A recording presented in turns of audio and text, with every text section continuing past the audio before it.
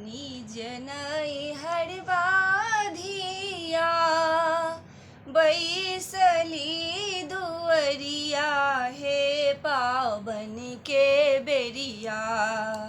निज नैहर बाधिया बैसली दुअरिया हे पावन के बेरिया। मोर सासु के हनानी शोक हे पावन के बेरिया। मोर सासु के हनानी शोक हे पावन के बेरिया। निज नैहर बाधिया बैसली दुअरिया हे पावन के बेरिया। मोर सासु के हनानी शोक हे पावन के बेरिया। मोर सासु के हनानी शोक हे पावन के बेरिया। साबह कधिया पहिरथु तीसी फूल के लहठी हे पावन के बेरिया। साबह कधिया पहिरथु तीसी फूल के लहठी हे पावन के बेरिया। मोर सासु के हनानी शोक हे पावन के बेरिया। मोर सासु के हनानी शोक हे पावन के बेरिया। नाही देलखिन लहठी पठाई हे पावन के बेरिया। नाही देलखिन लहठी पठाई हे पावन के बेरिया। मोर सासु के हनानी शोक हे पावन के बेरिया। निज नैहर बाधिया बैसली दुअरिया हे पावन के बेरिया।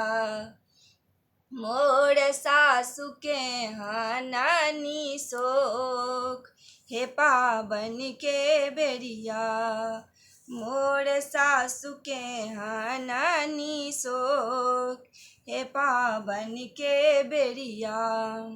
सबह कधिया लोढ़थु बेली चमेली हे पावन के बेरिया।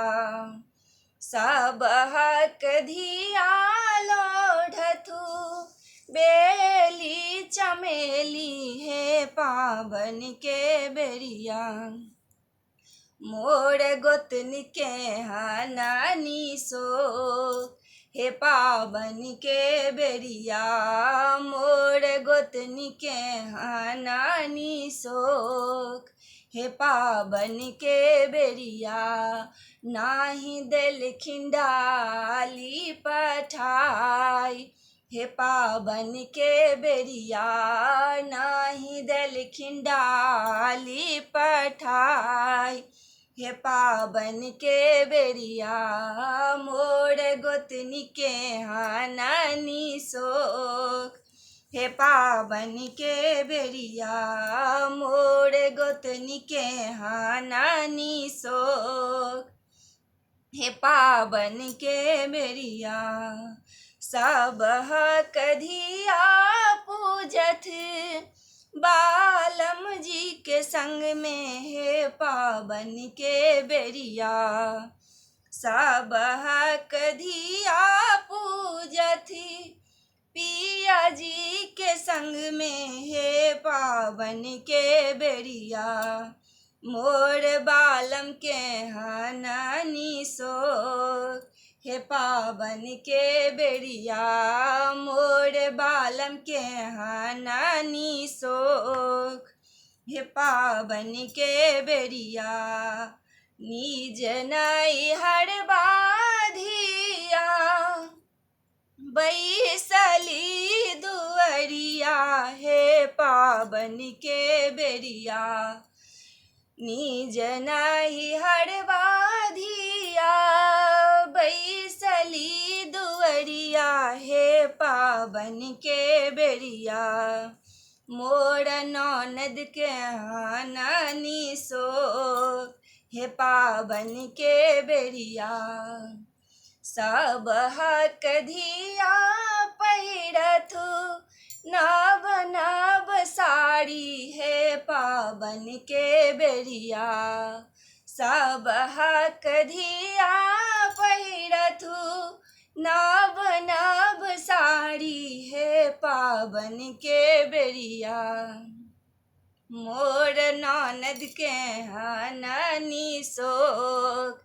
हे पावन के बेरिया नाही देलखिन साड़ी पठाई हे पावन के बेरिया निज नाई हरवा धिया बैसली दुअरिया हे पावन के बेरिया हे पावन के बेरिया।